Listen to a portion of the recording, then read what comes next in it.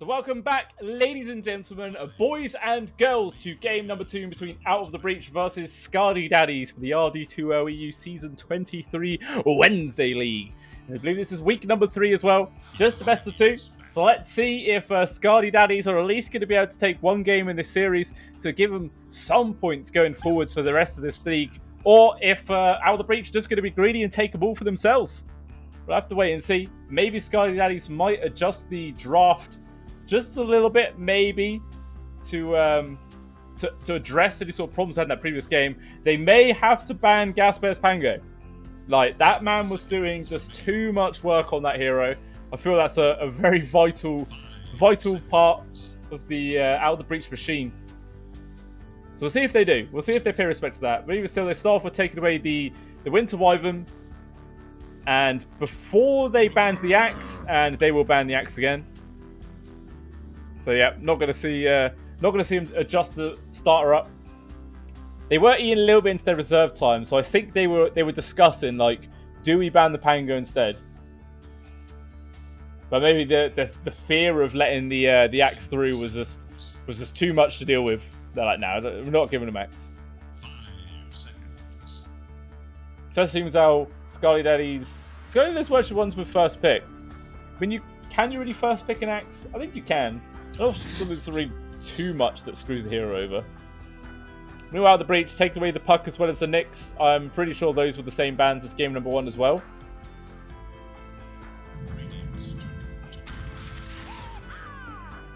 An immediate pick up there of the Snapfire from SkadiDaddies. This time getting the hero into their own hands.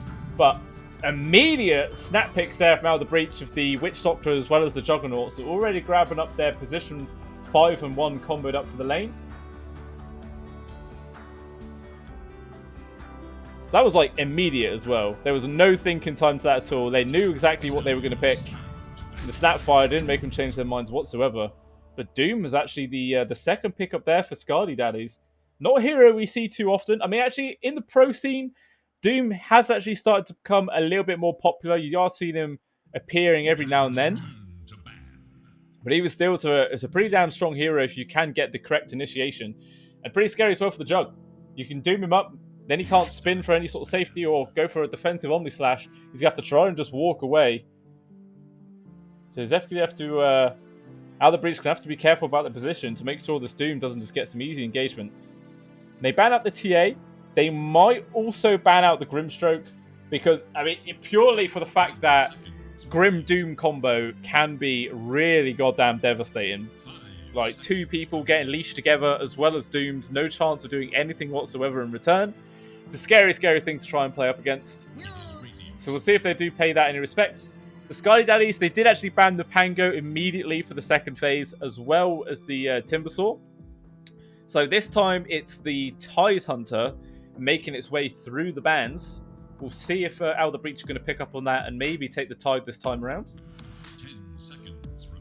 But I mean, in that previous game, Gasper was making ravages without a ravage, so I'm sure he won't really mind either way. Out of the Breach also taking away the Ursa.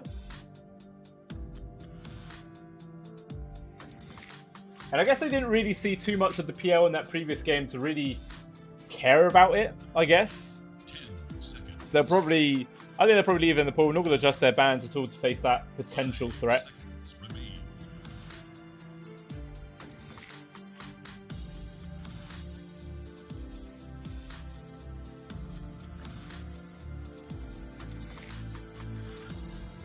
Using a bit of reserve time now, SkadiDaddies. Trying to think of what the final thing to ban out for this second phase.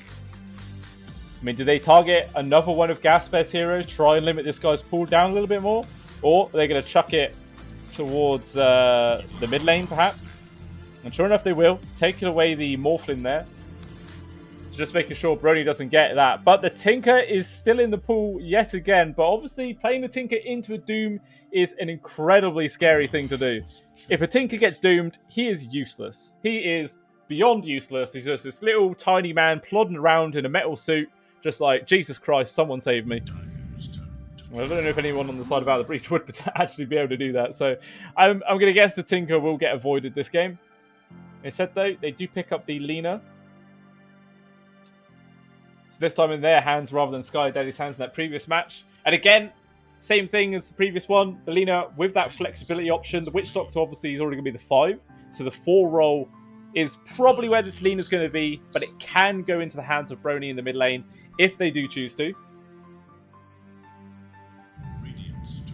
And SkadiDaddies, they're going to respond by actually taking the line yet again. So I imagine that's going to be back into the hands of the Slavic Savage. Although I don't know, do they... Actually, I think I'd probably rather see the Snapfire as the 5 this game, to be honest, than the Slavic Savage. Yeah, the Slavic Savage taking it as the 5, and then Patro will take the line as the 4. Like I said, I always just think the line works better in a 4 role. You can do with that a little bit of extra greed. You know, the Dragonite was the pick up there from OutOfTheBreach, so most likely going to be their off laner.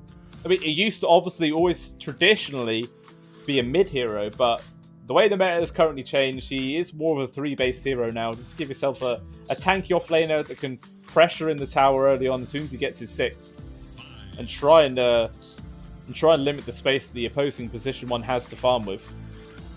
We'll see what the 4th hero pickup is now going to be from SkadiDaddies.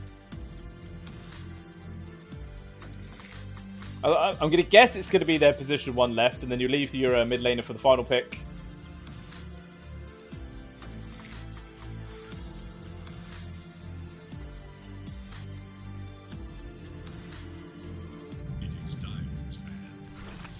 Okay, no, they're actually going to go for the Viper, so... Oh, actually, no, they've already got the Doom. I say Doom's normally a mid, sometimes a 3. But with this Viper pickup, again, that could be the mid or the 3, but I'm going to guess it would be a Viper for the mid lane and Doom for the off lane.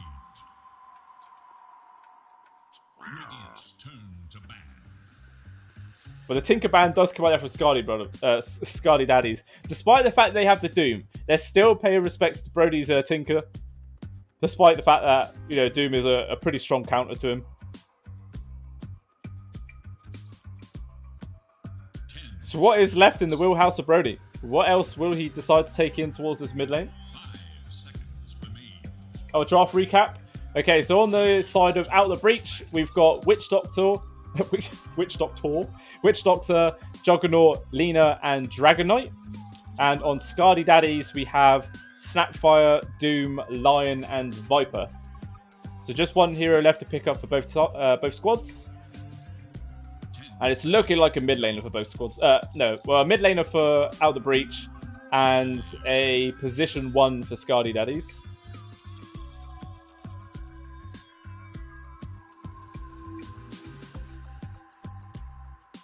OutOfTheBreach banned out the Medusa.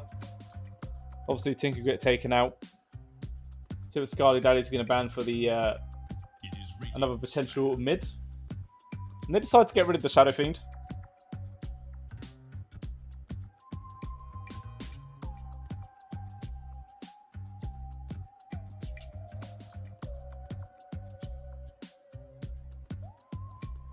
So what sort of position 1 of SkadiDaddies going to be looking for to try and play up against this lineup from OutOfTheBreach? Obviously, they don't really have a sort of a big playmaking offlaner in hands of Gaspell they did have in game number 1. This time with the Dragon Knight, he's just going to be there as a tank, really. We're just chucking out a couple of spells to and fro. Not really going to be that worried about it. Wraith King. Yeah, Wraith King could be nice.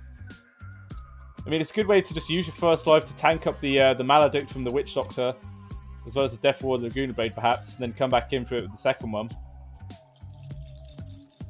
But it feels like with this mid lane from OutOfTheBreach, they need a hero that has a big ultimate. They don't really have any teamfight capability at the moment. It's just the Death Ward, and that is it. They have nothing else for actually when it comes to those 5-on-5 engagements. Well, SkadiDaddies, they've got the warmest kisses from the Snapfire and the Doom, but again, that's pretty much all they've got. It's not a huge amount themselves, but I mean, there's not really many position 1s that bring a lot of team fight to the table anyway.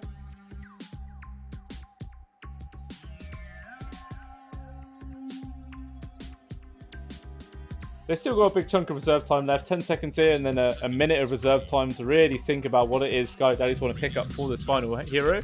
And they don't even need it. They don't need any of their reserve time. They go straight up for the Slark. Which is definitely going to be interesting here. Obviously, it's quite a nice way of trying to regen a lot of HP. If you get hit by a Maledict, you just use your ultimate. And it's a good way of negating a fair chunk of that, as well as being able to disjoint the Omni Slash, being able to purge off the LSA as well as the Dragon Tail, because both of those two can be reacted to relatively easily. Obviously, only the Dragon Tail you can only really react to if he's in Dragon form. If it's a melee stun, then there's no chance to react to that, to be honest. So we'll see what's going to get picked up here from Out the Breach. I mean, there is the possibility that they could put this Lina into the mid lane still and then grab a different position for. Not sure what position for you'd grab there in actual respect to that. They got 40 seconds left of reserve time. But it needs to be someone who can lane effectively up against the Viper. I mean, it could also be the Doom, though. It could also be the Doom. No, I'm sure it's going to be Viper in the mid, and then Doom will be the off lane. Because the Doom can survive the Juggernaut aggression a little bit more than what a Viper can. And okay, they actually go for an Arc Warden. So Brony loves playing these like cheesy mid heroes, doesn't he? That's what I seem to be what I'm getting at. So we'll see what he's going to be able to do with this Arc Warden in the mid. Obviously, it's a very greedy mid laner. It takes a good, like, 3 items before he really becomes actually much of a threat in the fights and starts really becoming super effective. So there's going to be a fair bit of pressure on Gasbear to be making some early moves and trying to take some towers early on and giving space to not only the Arc Warden, but also the Jug. Because the Jug really needs his Maelstrom, and then he needs his S and Y, and then he can actually start thinking about joining in with the fights with the rest of his team. But until that point, there's not really anybody on the side of Out the Breach to just run around and make a lot of space. And again, they don't have any teamfight ultimates. They have absolutely none whatsoever. So we'll see if that little draftland decision is going to come back and bite them in the arse, perhaps. Or if they don't care. They might not even care. But we'll have to wait and see. But even still, likewise, SkadiDaddies not even having any teamfight themselves. So just the warmest kisses coming out from Patro. But that is about it. But again, yeah, it is a Slavic Savage taking the line back on the 5 roll.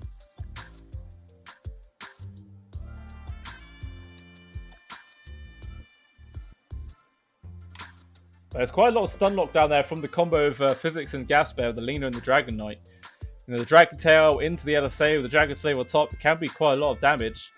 So if the Slavic Savage gets caught out in an awkward position, he probably will drop down pretty quickly. But I mean, Schnorr should be pretty safe. As long as if he can sort of see the aggression coming, he can get that Dark Pact off fast enough. He'll be able to purge off the stuns and be able to get out to safety. That's if he's on it. Oh, and actually, I didn't even see that, but the Savact actually does take the Doom towards the mid lane. So there will be an off-lane Viper. So we'll see how this Doom versus Arc Warden matchup will go down in the mid lane. I can't really think of a time I remember seeing this matchup. So this is news to me. But even still, here we are, ladies and gentlemen, for game number 2 between OutOfTheBreach versus SkadiDaddies. Will SkadiDaddies manage to take this game number 2 and at least give them 1 victory? We'll have to wait and see. But draft-wise, I am sort of favouring SkadiDaddies in this game number 2. I think I favoured him in the first game as well, and that sort of backfired. Caster's curse. But it feels like as long as if their lanes go relatively well and they get a good start, they could just run over Out the Breach before the Arc Warden comes online and actually able to help out the rest of his team. I'll be back to finish this later. So it's not going to be an easy one by any means here from Out the Breach. Going to have to just try and just outplay a few members of SkadiDaddies in the lane. Just 30 seconds now. And a little bit of an aggressive move as well from SkadiDaddies. 3 people moved up into the Radiant jungle to see if anybody tries to go for this bottom bounty room, but I don't think anybody is. The entirety of Out the Breach is basically set up towards the top, Just going to secure those 2 bounties. Not interested in trying to gamble anything away for just an extra 40 gold. Just not worth it. Battle begins. So we'll just be 2 for 2. Svact, merely set up with the creep blocks, but one already slips past his net. So he's going to have a rogue creep just charging down mid. Creeper's like, give me mid or feed. But actually, oh my god, I didn't even see that. But Fred ends up walking into a death trap there. Those 3 members from SkadiDaddies did not move at all, just waiting for the supports to rotate down to the bot lane and picked up the easiest kill of their lives. Meanwhile, the creep equilibrium in this mid lane, heavily in the favor of Brony, set up on the high ground right now. So not going to be too much ways that Svact can really pressure. I mean, he's a mid laner, mid hero, so doesn't really care about high ground vision that much. But even still, just the right-click and harassment there from Brony gets him pretty low. Takes a fair amount of damage himself, though, there, just from the creeps alone. Meanwhile, up top, Schnorr has been alone this entire time. Slavic Savage was off doing his own thing, and he's just now going to get to the lane to help him out after a whole minute. Schnorr's got to be careful. Any sort of counterplay could come out and potentially snatch an easy kill.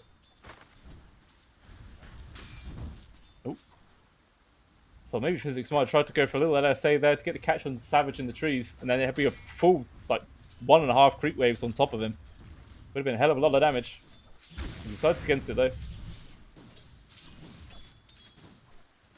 In fact, also using the Devour on the melee creeps. I'm quite surprised at that. I thought he would try and use it on the range creep to secure that one up. But again, actually, I missed another kit there. Fred at the bot lane this time. So there's 2 deaths already on this Witch Doctor. I mean, it is a pretty scary lane to go up against the Snapfire with the Viper. Able to do a hell of a lot of damage to get top, and Physics actually also getting quite low at the top lane, but he can't get close enough Savage there to get the final right click, and even Physics turns around with the LSA to secure the kill. For Schnorr, he's going to try and get the wraparound so we can catch Physics unawares, but not fast enough to catch him out of position. Takes a few right clicks himself, but he still actually just keeps trying to run at Physics. I'm sure if you're going to be able to find that kill. They're actually going to turn around with the Dragon, stun into him. With the LSA on top, he's getting pretty low, but he will manage to jump out off to the side. Oh, the right click as well. Connects onto Schnorr in the trees. Cancel out his salve. So he's going to be super low HP. Doesn't have any regen left, but luckily there's 2 salves in the hand of Savage, so he will heal him back up. But whilst I was waffling on about that, at the bot lane, Dark Persona actually drops this time. So Fred are able to get a little bit of revenge and takes him down in return. But how's this mid going? Brony 15-3 to Suvac's 14-3. So pretty much identical early game shown between these two. The Doom obviously just 100 gold ahead, but that is pretty much obviously from the Devour gold bonus. Always an annoying thing to play up against. And the right clicks of Brony harass out Suvac so much, he's actually going to decide to go aggressive here and charge at him. And the Wraith Spirits there, managing to get a lot of long-range connection on Suvac, getting him pretty damn low. But another kill I missed at the bot lane. What is with this bot lane? It's so goddamn active. This time it's Man-Bear who ends up dying. Patro got pretty low himself, but he was just able to escape and pops his own salve to heal back up. This lane is just kill central. Not a clue what's going on. But I think everybody's died down here now, right? It's just Patro. Patro is the only one to evade death. All the other 3 have been run out continuously. Oh, they're going to go for a Mallet. It's on Dark Persona where it's all low, and the Mallet's on top of the spin. It's going to be enough damage to find the Viper yet again. Meanwhile, at the top lane, Schnorr also dying this time. Just the pure stun lockdown there from Gasper as well as Schnorr. Just tips coming out all from out of the breach on towards both Schnorr and Dark Persona. Oh god, I missed another one. This time it's Suvac finding the kill onto Brony in the mid lane. Brony dying. Sorry, I made that sound like it was Suvac, but this game is just full of action already. 4 minutes in, we've got 8 deaths across the board, 4-4. But that early kill there from Suvac with the help of Patro definitely going to help swing this lane back into the favor of Suvac. Maybe Brony's going to be back with a vengeance now.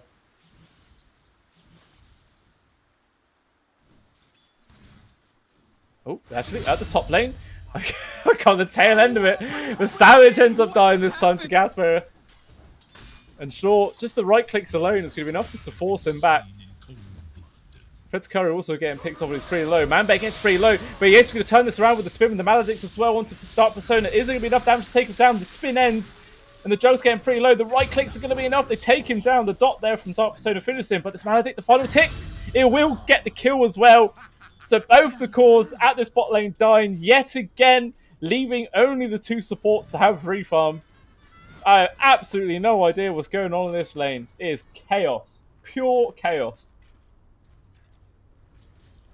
But still Patro the only one not to die. And full kill participation for everything in the game right now. 1, 0, and 4 for him. Off the whole 5 kills that are in the hands of SkadiDaddies. But Savak only like 1 creep away now from having his level 6 online. And then it's going to be a really scary time there for Brony. He could potentially just get ran at there with the Doom on him. And Schnorr actually looks like he's abandoned his lane already. He's only level 4 and he has to go jungle, and the creeps, they're nearly killing him. He's only on 70 HP. He doesn't have any more regen. Just this last little tango that's about to run out. He's trying to get the kill onto the small creep, but it's so goddamn hard. He will finally kill it, but the tomato puts him on 3 HP. He's going to have to walk back to base. Meanwhile, Savak's getting harassed out heavily here from Brony. But he will manage to get himself out as well. Very low HP, and Schnorr is having a miserable time. He's 12 and 0 on CS. Got 1 death, not even any boots. Has to walk all the way back to base and then spend 100 gold for another TP to go wherever the hell he wants. But where does he even go? Every single lane just feels so goddamn hard for him to be in. And he's got Hound and Midas queued up, but at this rate, he's not going to have this online for an extremely long time. And Schnorr will TP back up towards the top lane, but at the bot, another death. Fred ends up dropping this time underneath the tier 1 tower as well. And actually, Patro with the really early level 6, he's just going to drop it onto Manbear! He's a bloody position 4, who's level 6 at 7 minutes in. Manbear was only level 4. There was no way he could survive those Mortimer's kisses this early on. Easiest kill, and meanwhile, up top lane, Gasper able to get a double kill under the tier 1 as well. Schnorr dying again, with his TP now on cooldown for 46 seconds. This is a game of supports, I swear. Like, what can the position ones do? Both of them are having a really rough time. Manbear with 16 and 3. Schnorr's 13 and 0 at 7.5 minutes in. Both of their net worths are terrible. Schnorr has 2nd lowest net worth in the game. He's below the position 5 of Fred by 300 gold. He's 100 gold off of the Slavic Savage above him. This is the most miserable beginnings I've ever seen for a position 1. This poor man. Also, tier 1 tower's already gone as well. 8 minutes now. Schnorr just hitting his level 5. And this might be the only time he's actually able to get any sort of free farm, as there's a big wave pushing into him. He's going to farm this up. But meanwhile, I've missed another one. Fred ended up dropping yet again at this bot lane. This time the kill going towards Dark Persona as well. He's got his own Hooded Defiance online. So this man's pretty tanky. And Patro nearly level 7 now. Like, this is ridiculously farm Snapfire. This man should be a core right now. He really should just be a core. Dire structures are fortified. Oh, Manbear. Just going to try and focus the creeps, but immediately the wall gets taken away, and Patro just harasses him out with the little shredder, and it forces him away. And now the Mortimer's kisses as well. Manbear, he just gets soloed. Patro with a dominating kill spree. This man is on fire this game. Manbear is having just as miserable time as Schnorr is, who is also like bottom of his whole team. Team's net worth, well, for the cores anyway. 5th from the bottom, just slightly ahead of the Slark. But between these mid laners, Brony with like 4k, but the Doom obviously 5.2, just with the added bonus of the Devour gold, able to just ramp up his farming speed just really considerably. The tier 1 of the bot lane also falling 9.5 minutes in. Manbear having to just resort to jungling up as well now. Still only level 5. He might actually just take the tome. Like, I don't think any of the supports should deserve the tome over him right now. Dire's middle tower. Like, Fred's actually higher level than he is. And actually, he's going to drop the Maledicts as well as the Death Ward onto Dark Persona. There's tons of damage. He's probably going to tick him down for this, but Manbear's going to try and go for the finish there with the spin, with the Hood of Divine. It actually keeps him alive long enough that allows Manbear to get the finishing touch. So finally a little bit of space there for Manbear. But Patro, he's coming in! He wants revenge! But the cask bouncing in between a couple of them. Manbear charging forwards, but he's got to be careful. Their Snapfire does a hell of a lot of damage at this point. Closing in on already having his Solar Crest as well. Just the recipe away now.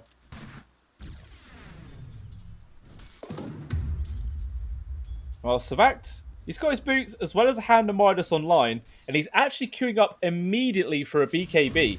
This is going to be a very early BKB indeed.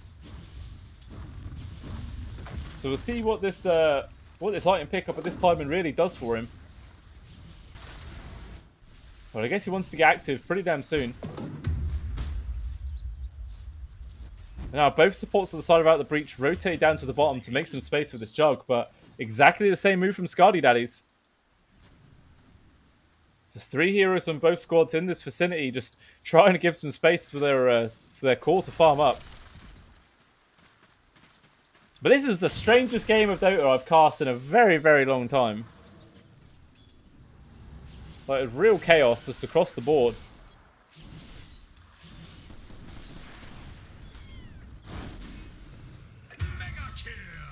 Oh, Patro? Where was he? I don't know, Patro managing to get the kill into physics there with the Mortimer's Kisses. Mega kill for him. 5-0 and 5. Still been there for every single kill that SkadiDaddies have had. Well, Dark Persona, he's tanking the tier 2, trying to keep it alive, but immediately the Maledicts as well as the Death Ward there for Fred. He was waiting for the perfect opportunity. He doesn't even save the Catapult's life. It still ends up dying. Super free kill. Now level 8 on this Witch Doctor, which I think is still like 2 levels above the Jug. Just 1 level. Manbear's now 7. But Schnorr's finally managing to climb up as well. Both position 1 still pretty much neck and neck in how badly they've been doing. But they're no longer behind any supports. They're actually above them now.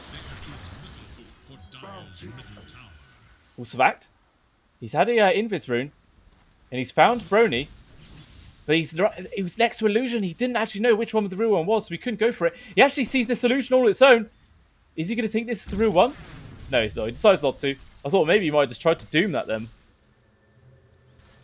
But still, 3 heroes here. Cool, nice try. Thought Brody was baiting him out, but the jump force there for Gasper with this early Blink Dagger with the LSA on top of the Laguna Blades. A lot of damage onto Doom and the Maledicts as well. He's probably going to end up burning down to this Dark Persona as well. Slow to a cruel. He ends up dropping the Maledict. Finish off Savact as he gets to his tier 1 tower. 2 quick kills there, and Gaspace's not done yet. He Blink Daggers behind the tower, trying to go for Patro. This guy actually worth a lot of money. He's got quite the kill streak onto him. Oh, the LSA there from Physics. He tried to catch the Savage as well. Ends up missing them both. And it allows the Snapfire to escape with her life. And this tier 1 tower in the mid lane will end up falling down.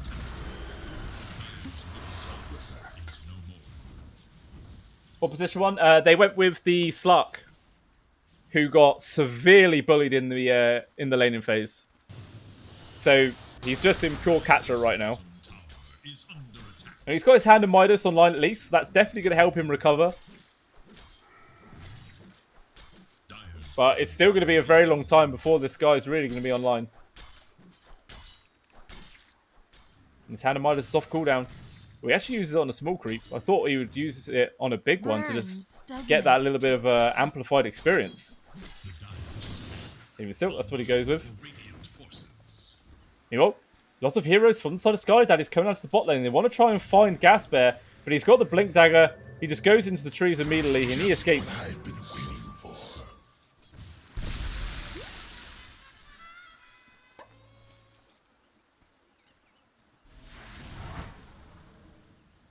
So a little bit of a calm set across the battlefield now. Obviously, the start of this game was just kill after kill after kill. But both teams have put a little bit of pressure on the brakes. I'm not going too crazy. Maybe they just want to leave their position 1s alone for a little bit. Maybe a gentleman's agreement to allow them to recover. And then the chaos will ensue once more. I'll have to wait and see, though. But Fred's just continually playing around these trees, just hiding and waiting to see if anyone on the side of SkadiDaddies steps out of position and lets him get a solo kill. Or Gasper, he's going to go for the jump forwards here onto the Viper.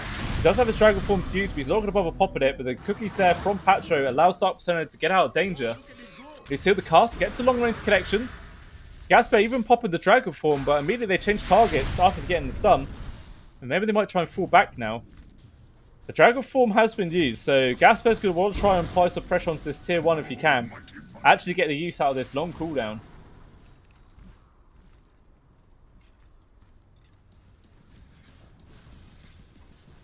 The Berserker Ward also getting placed there from out the breach, but right in front of a sentry. So immediately gets denied out. Easiest money.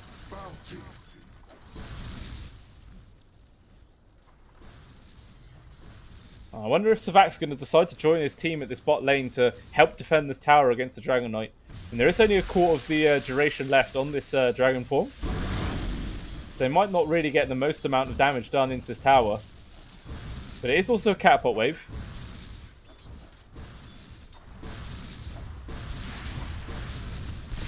Dragon form now out. And Dark Persona, just his presence alone might be enough to push away. He's actually going to play a little bit aggressive towards physics. But obviously nothing's really holding him in place. Savac also has actually rotated around here. And they've gone for a two-man smoke with Patro. And he has his BKB online as well. So he's going to be able to just charge at anybody and not be held back whatsoever. Brony has also joined his team. And with his ultimate, he's going to help push out this wave. Oh, Savac, he actually just ran straight into Gasper. But the Mortis Kiss there for Patro. Going to make a lot of space. BKB gets popped for Savac. He's going to charge forwards. Wants to find a kill to someone. Physics just try and run away. He's going to juke through the trees. This Lean is so goddamn speedy, but he runs back into Patro. Gives him another kill. He's going to try and go for the TP out. The illusion there from Brony was not enough to finish him. Meanwhile, Fred was able to get a return kill to Savage. Dark Persona was trying to give a little bit of space to him, but it wasn't enough. And Gasper with the blink dagger forwards. He just about gets the stun onto Dark Persona, hold him in place. A couple of spark frames getting placed underneath Dark Persona's feet. And he will just get blown up. Another kill. And Dragon form back off cooldown. They're going to pop it immediately and start pushing onto this tier 2. They might, well, tier 1, and they might push on forwards to the tier 2.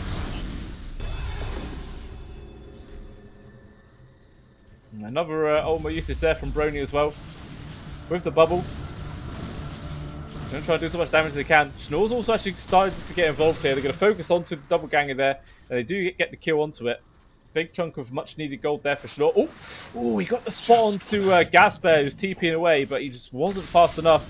And the stun also, they miss out on the chance to get an extra one. I think that was onto Fred.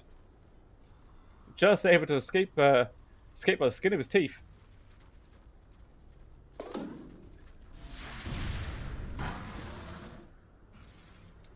It's been a long time since I've seen Manbear do anything. He's just about now to finish his Yasha. So Maelstrom Yasha online for him at the moment.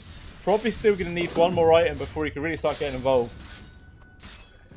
I imagine he'll probably go for the SMY. Not much point building a Manta this game. There's not really anything you're going to purge off. And the added stat resistance is going to pay so nicely up against the Doom. That will be coming out eventually. It's just a matter of time before he gets hit by one. Bloop. And my drink. A little push here. With a couple of smokes coming out here from out the breach in the mid lane. They're going to move into the triangle. But nobody's in this area. They see Savage in the creep wave in the mid lane. And the immediate Gasper jumps on top of him with a Guna Blade on top. Not a hope in hell's chance of him surviving that one. And now with a couple of creeps still left alive, Gasper, you know, think about him just tanking a tier 2 and pushing into it. I'm surprised they didn't. They actually decided to fall back, despite the fact they still had a little bit of double damage left on this, on the Arc Warden. Just going to leave the image to push it in on its own. Well, the rest of the squad just wanted to make sure they have constant control of the triangle. Oh, jump forward there for Savac. Blink Dagger, beat up to Gasper. Even going to pop his BKB and the Doom now onto the Dragon Knight. He's pretty tanky, but I think he's still going to end up ticking down to this. It's just too much goddamn dot damage to deal with. Meanwhile, the rest of the squad was able to get the pick off the physics. The Mortis Kisses as well, also not super essential. They still got to kill Gasper, ticking Patro before he ended up dying. But Savac was the one that found the kill. So a nice couple of pickoffs there for SkadiDaddies.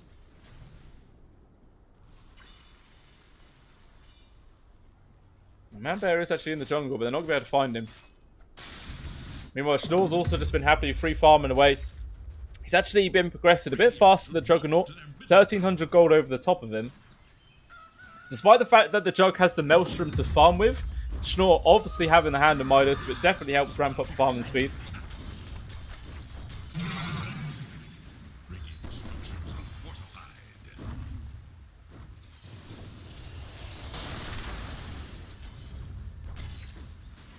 And he's even just trying to apply a bit of pressure onto the tier 2 of the bot lane. Oh, the say, oh no, actually misses from physics with the Goon Blade as well. They tried to go for the burst kill, but Schnorr just able to get his ultimate off. And he should be able to escape this. Maledict's probably not going to be doing enough damage to actually be anything to worry about. And Savage, he's trying to run away. He's not quite as fast as Lina though. The LSA just able to get the connection there. Nearly max range. And allows Manbear to get on top of him. But Brony actually somehow manages to get that kill instead. And Patro and Savak just have to hide in the trees and TP out. Only way to escape with their lives. Oh, actually, Snore. He was still in the area. He does get one more leap out. Tried to go for the TP. Say, unfortunately, was off the mark there. Not able to get the catch onto the +1 of the Slark. Would have been a fantastic pick off to find.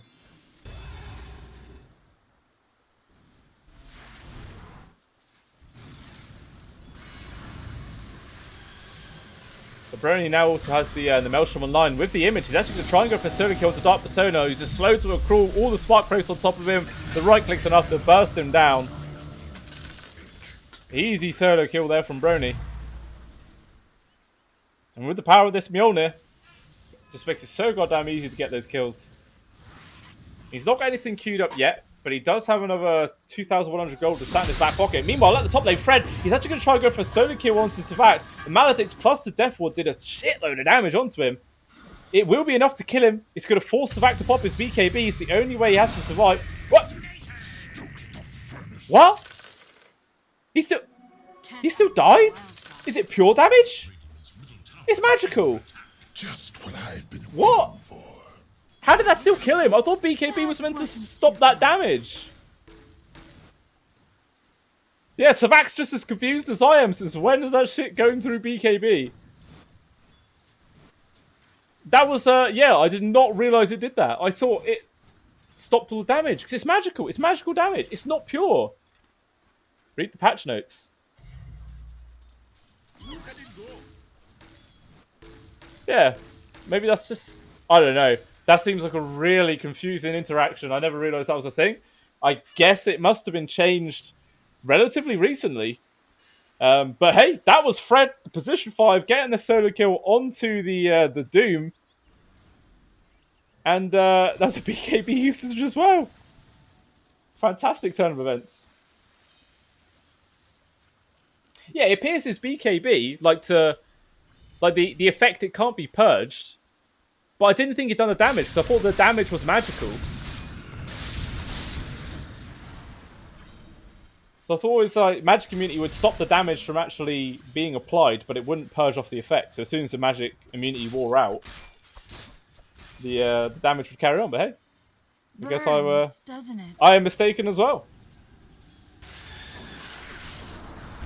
Oh, no, Omnislash just gets committed there from Manbear. Managed to get the pick off the Dark Persona in the middle of the wave.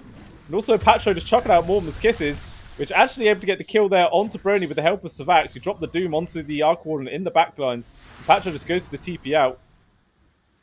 And you will escape. This Snapfire is still yet to die a single time in this game. 7-0 and 6 right now. Oh, Savak. He does get spotted by Gas Bear, but both of them have already used their Blink Daggers.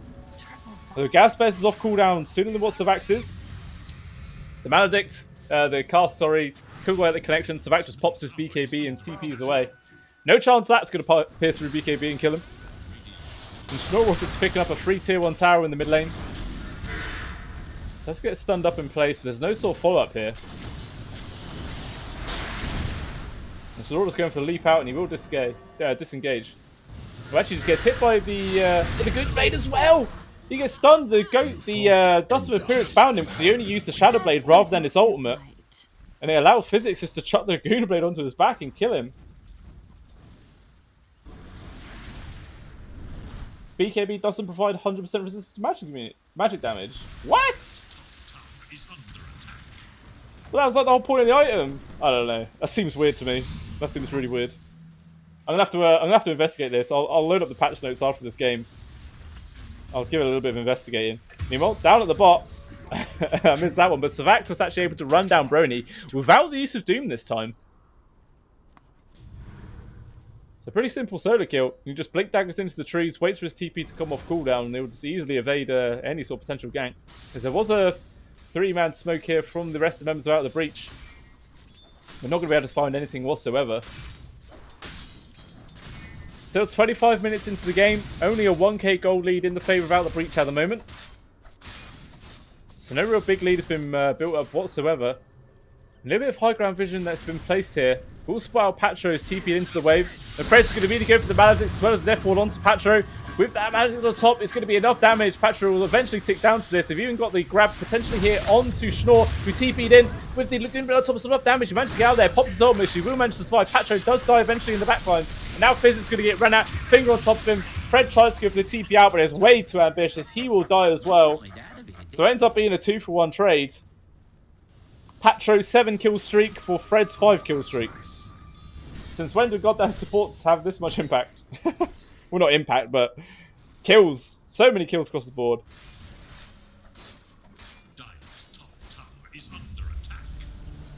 Well, Brony's double, his Tempest double, just pushing the tier 2 at the top lane on its own with the help of the catapult. And it should actually be enough damage just to kill it before the double runs out. Oh, actually, my best. Managed to get the kill onto Dark Persona. They go for a Doom. It does connect onto the Juggernaut. We've already got the spin off. Managed to spin down Slav before he ends up dying. So that's going to pop us to BKB. Schnorr's there as well. Gets the connection onto Slav before he's able to escape. And it's going to force Gasbear just to BKB and run away. Actually, the BKB runs out. Schnorr just carries on chasing after him. He's going to find the grab, leash him in place. Savak also re-engaging there. The fireball's dropped down on top. Huge amount of right clicks got out to Savak. Just Brony just chucking these orbs out that's doing so much goddamn work. The All-Sept are going to try and hold Schnorr in place as well. A couple more spark braves, and the right clicks are going to be enough to take him down as well. Just that extra bit of greed, trying to find Gasbear as a +1. Ended up not working whatsoever. Just threw 2 lives down the drain, and they're both gone for a whole minute. Schnorr does have a buyback, but I don't think there's any point in using it. We'll just end up losing their tier 2 in the mid lane. They will use the glyph to push this creep wave off, but a defensive glyph is used there in response to Out of the Breach to keep their creep wave alive. And the tower will fall. And there's no creeps anywhere near the bottom tier 2, so they can't just carry on pushing to a different objective. And the Mangbear's going to try and pressure it in himself. He's got the Aghanim Scepter up in 300 gold. Well, Brony's double, trying to go for a solo kill into Dark Persona in the mid. Does a fair chunk of damage, but still ends up just feeding away a little bit of extra gold. Dire are scanning for enemies.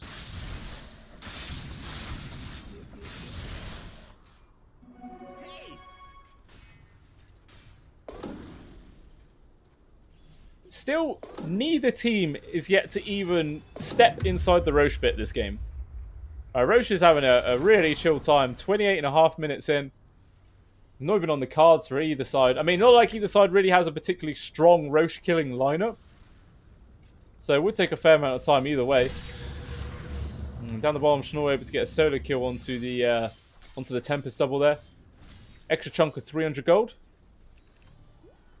I wish I had like some of the things that like proper tournaments have, where it pops up with how many doubles have fed away gold this game and all this sort of stuff. Really cool little included features. Actually, a jump forward here for Gasper. It's got the connection to Svakt on the high ground with the Death Wall on top. The Omnislash is going to get committed onto Doom as well with the BKB on top of him. It's not doing that much damage. He should be able to escape. Meanwhile, Snor's jumping in the backlines, trying to get a grab onto one of the support. Gasper's is charging forwards. Will get the stun onto the Svakt, but he's going to change target Dark Persona, who's completely separated, and he will fall really easily. Meanwhile, the Snapfire and Shaw able to pick off Physics, who just miles away from the rest of his team. So it is a 1-for-1, but still that's in the favour of Out of the Breach, taking away the Viper rather than just the Lina. And now it looks like they're actually going to go for Roche. Gasper, Manbear and Fred